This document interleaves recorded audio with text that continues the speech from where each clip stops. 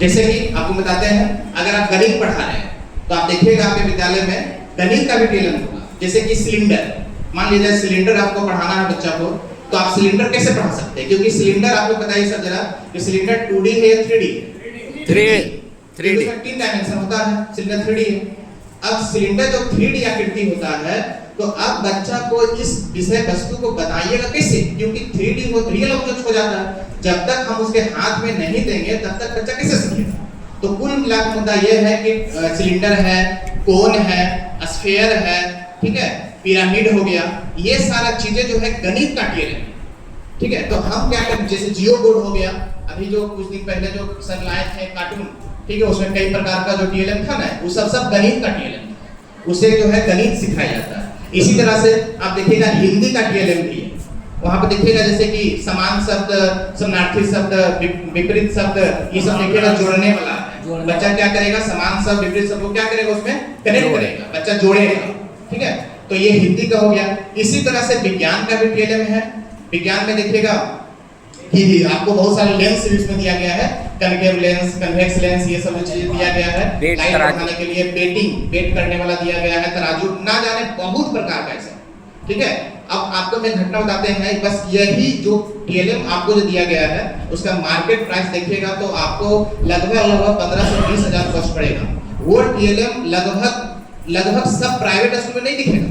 जो टीएलएम जो है आपको गवर्नमेंट फ्री ऑफ कॉस्ट आपके विद्यालय में दिया, तो अगर हम उसका इस्तेमाल करते हैं तो बच्चा का संज्ञानात्मक स्तर बहुत अच्छे से होता है। ये तीसरा पॉइंट हो गया। चौथा पॉइंट हम लिखे हैं, हाँ, कि टीएलएम से बच्चे को मूर्त रूप से विषय वस्तु को सिखाया जाता है। यानी जो भी बात आप बताते हैं कक्षा में, टीएलएम से बच्चा मूर्त रूप से यानी टच करके चीजों को सीखता है। जैसे कि मूर्त का मतलब होता है ना, जो प्रत्यक्ष रूप से मेरे सामने है, और अमूर्त का मतलब है जो मेरे सामने नहीं, वो सिर्फ कल्पना में उसे अमूर्त करते हैं, दिखता ना हो। हाँ, और नेक्स्ट है सर कि देखिए नेक्स्ट जो है ना हमारा सबसे बेस्ट पॉइंट है, और शायद आपको भी अच्छा लगेगा, टीएलएम समता पर आधारित होना चाहिए। समता, जैसे कि अभी सर समझा गए थे, जो प्रिंसिपल सर थे डाइट के, वो समझा के गए थे समता और समानता। समानता का मतलब होता है सबको इक्वली ट्रीट करना, और समता का मतलब है कि according to need of children, बच्चों का जैसा जरूरत है वैसा प्रदान करना। जरा सा अगर आप 1 मिनट दीजिएगा तो समता समानता फर्स्ट और अगर बोल सके, क्योंकि ये टॉपिक थोड़ा सा इससे हट के, ठीक है, बोल सके सर, ये बोलिए, ठीक है, मतलब हम चाहते हैं बोलना, क्या अनुमति है आप लोग का? यस। देखिए समता समानता जो सर समझा के गए थे, उस पर एक और हमको एग्जांपल समझाया। जैसे कि तो वो दिखा के गए थे ना, वो क्रिकेट वाला, एक और एग्जांपल हमें समझ में आ रहा है। लेकिन एक बात याद रखिएगा, समानता का मतलब होता है सबको इक्वली ट्रीट करना, सब बराबर। समानता मेरे लिए सब बराबर है, जैसा बच्चा का नीड है, जरूरत के अनुसार। एक हमें एग्जांपल याद आया कि मान लेते हैं कि 3 बच्चा जो है ना वो फील्ड में खेल रहा है, ठीक है, खेलते खेलते जो है तीनों बच्चा गिर पड़ा, तीनों को अलग अलग जगह पे चोट लगा, ठीक है। जैसे कि मान लेते हैं किसी को उंगली में चोट लगा, किसी को इधर हाथ पे चोट लगा, किसी को पैर में घुटना में चोट लग गया। तो तीनों बच्चा आया अपने मैडम के पास, टीचर के पास, फर्स्ट एड के लिए, प्राथमिक उपचार के लिए। तो मैडम ने देखा कि भाई तीनों को अलग अलग जगह पे चोट लगा हुआ है, ठीक है। तो एक बच्चा जो पहला आया उसको हाथ में कटा हुआ था, तो मैडम ने फर्स्ट एड उसके उंगली में कर दी, बच्चा चला गया। सेकंड बच्चा आया जिसका जो है यहाँ पर चोट लगा हुआ था, लेकिन मैडम क्या की, यहाँ के बजाय इसी उंगली में, जो कि पहले जो बच्चा का किए ना उपचार, बस उसी उंगली में क्या किए, जो मरहम पट्टी जो भी कर दिए और उसको भिजा दिए। तीसरा बच्चा जो आया, ठीक है, उसका पैर में चोट लगा हुआ था। देखिए ये कोई रियल घटना नहीं है सर, आप आश्चर्य नहीं कीजिएगा, ये कल्पनात्मक है, ठीक है।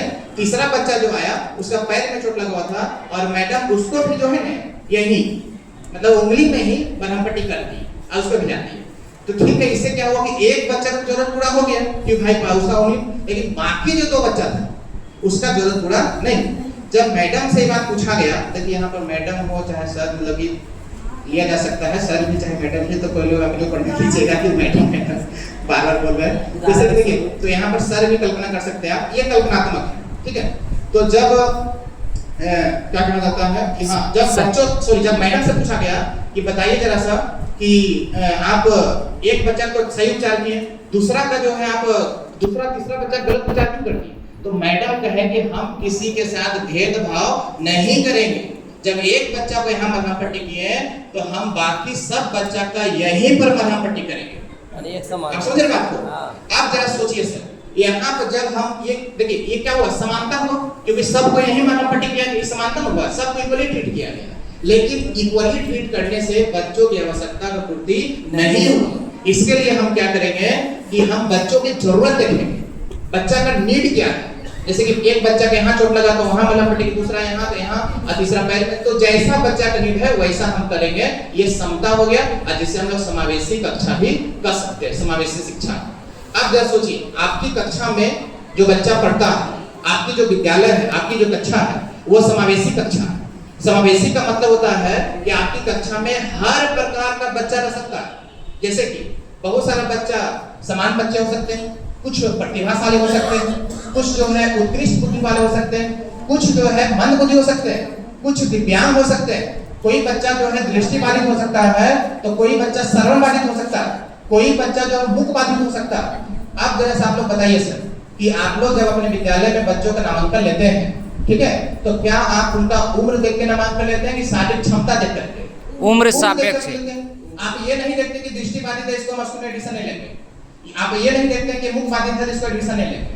आप हर बच्चा को अपनी कक्षा में क्या करते हैं, शामिल करते हैं। वही है हमारा समावेशी कक्षा। अब जरा सोचिए सर, बगल में एक समान बच्चा है और उसके बगल में दृष्टिबाधित बच्चा है। अब जरा सोचिए, आपका चैलेंज, आप समान बच्चा को आसानी से पढ़ा लीजिएगा, लेकिन दृष्टिबाधित बच्चा को कैसे पढ़ाइए? ये एक सबसे बड़ा चैलेंज है, क्योंकि जो दृष्टिबाधित जो बच्चा है उसका नीड क्या है, उस समान बच्चे से